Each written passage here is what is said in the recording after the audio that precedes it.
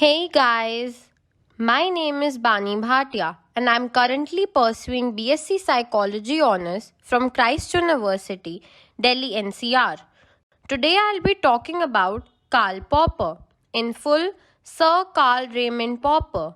He was born on 28 July 1902 in Vienna and died September 17, 1994.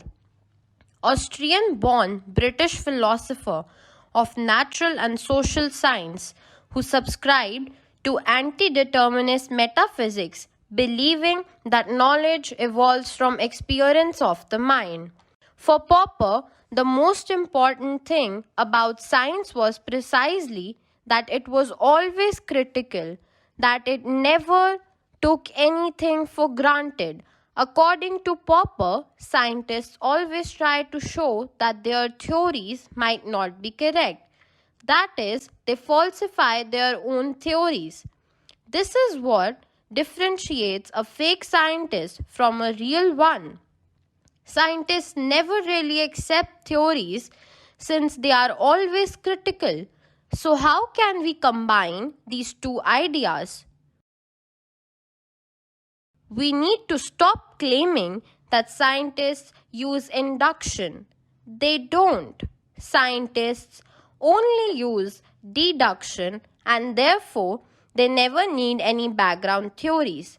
Popper's suggestion is very radical but also very influential. So in this video, we will explore that scientists only use deduction.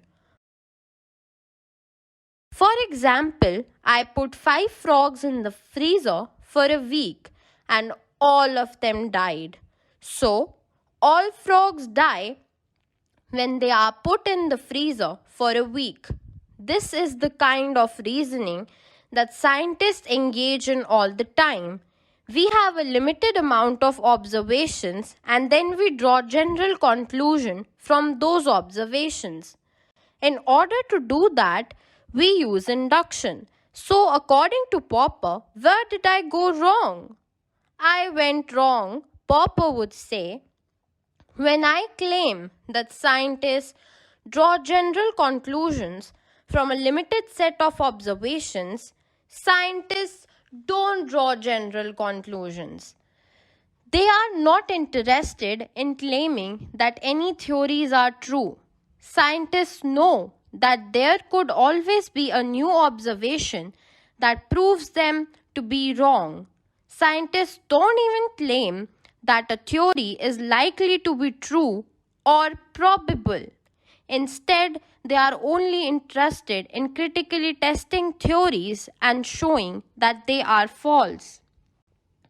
The only conclusions scientists ever draw are conclusions that a certain theory is wrong. Now let's introduce some terminology. An observation that shows a certain theory is false is known as falsification.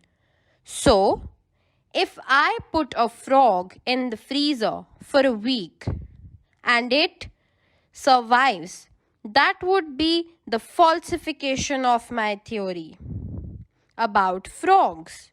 Once we have found a falsification, the theory is falsified. Popper's philosophy, which claims scientists are always trying to falsify their own theories, is called falsificationism. We could remember that scientists never use induction. They only use deduction. How he can claim that? How? Well, he can claim that because falsification only needs deductive reasoning.